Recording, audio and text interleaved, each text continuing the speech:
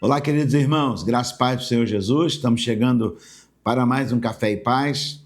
Nós somos Igreja Batista da Paz, eu sou o pastor Oldo Félix e toda segunda-feira, no primeiro dia da semana, estamos aqui com o nosso café. Quero compartilhar com você uma porção nesta terceira semana. Esse é o nosso 37º episódio na segunda temporada. Vamos tomar um café aqui? Essa é a melhor hora do dia, quando nós podemos parar para fazer o nosso devocional, pedindo a Deus que nos abençoe, né? Eu tenho falado aqui em 2 Timóteo 4, de 10 a 18, a respeito das nossas decepções que temos com pessoas, né?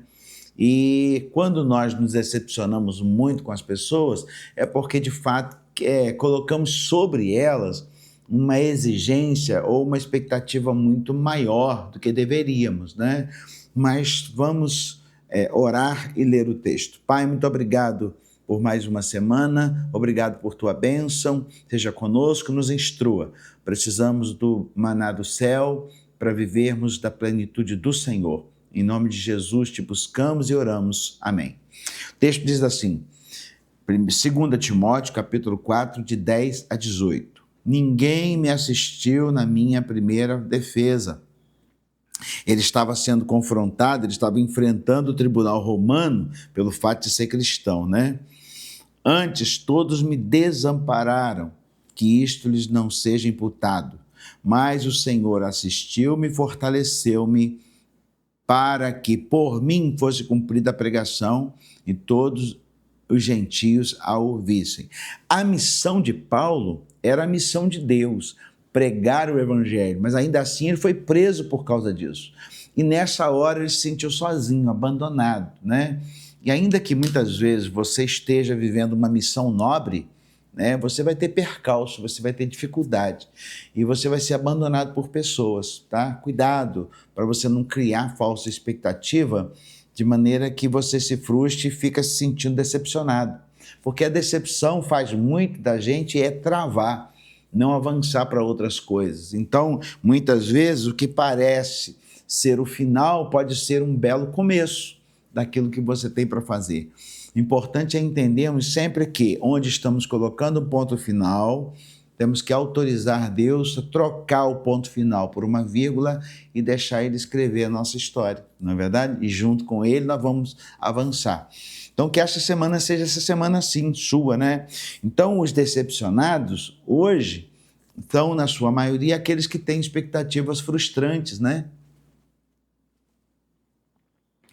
Mas eu falei aqui nessas semanas últimas que é importante até termos frustrações, porque a partir dessa peneira é que a gente vai saber quem é quem é verdadeiramente amigo e quem não é. E aí eu li semana passada uma lista de quem é verdadeiro amigo e quem não é. Que Paulo fala que Deus é meu amigo, ele não me abandona, nunca me abandonou. Mas nós temos no cotidiano os nossos relacionamentos também de pessoas que nem sempre são aquilo que precisariam ser, né? O verdadeiro amigo eu li, é íntimo, o verdadeiro amigo ele é presente, o verdadeiro amigo é seu amigo apesar de você, o verdadeiro amigo se doa mais do que todos, o verdadeiro amigo até perde para você ganhar. E hoje eu quero pensar com você que o verdadeiro amigo ele te confronta como ninguém faz. Verdadeiro amigo ele te confronta como ninguém faz. E a gente precisa desse amigo perto da gente. Sabe por quê? Porque às vezes nós estamos indo num caminho errado e o evangelho serve para isso. Né? O evangelho é o nosso grande amigo, porque o evangelho é Jesus. E quando ele nos confronta, ele dá diretrizes que traz para nós vida, né? Vida abundante. Porque a vontade de Deus está descrita no evangelho e ela é boa, perfeita e agradável. Então, é importante que entendermos que o nosso verdadeiro amigo é aquele que nos confronta como ninguém faz. Por isso que tem gente que é casado, que reclama muito da esposa, ou às vezes do marido e briga muito. Mas por quê? Porque essas duas pessoas, elas são muito íntimas e a gente confronta uma a outra. Mas nem tudo disso aí é ruim não, porque se não houvesse confronto, a gente não se ajustaria. Entendeu? Então, às vezes, a gente perde a oportunidade de crescer muito ouvindo uma pessoa que está caminhando com a gente, que quer o nosso bem, o pai, a mãe, o marido, a esposa, né? O irmão, quer o nosso bem, mas a gente não quer ouvir. Então, o verdadeiro amigo, ele confronta a gente como ninguém faz. Segundo, o verdadeiro amigo está quando ninguém está. Isso eu já falei, né? Quando você menos espera, ele aparece. E esse é o verdadeiro amigo. Seja você também esse amigo. Pare hoje e pensa, onde está aquele amigão seu que já te serviu pra caramba, te serviu muito e você hoje abandonou? Porque às vezes a gente exige das pessoas que sejam nossas amigas, mas às vezes a gente não é, né? Às vezes você não tem procurado os seus amigos. Às vezes tem gente hoje que está precisando do seu abraço, está precisando do seu consolo, está precisando de uma palavra de bênção, está precisando até do seu dinheiro, né? E você abandonou essas pessoas, tá? Terceiro, o amigo, verdadeiro amigo, é quando ninguém é. Tá todo mundo contra você e todo mundo sabe que você errou, mas o seu verdadeiro amigo, ele vem, ainda que admita que você errou, mas ele continua sendo seu amigo e ele vai te confrontar. E por fim, os amigos até às vezes compram as nossas brigas, por isso que a gente não pode se meter em parada errada, porque quando a gente está metido em parada errada, a gente quer que as outras pessoas enfrentem junto com a gente, mas eles não vão fazer, porque sabe que está errado. Não é o caso de Paulo. Paulo estava defendendo o evangelho, a missão de Paulo era nobre.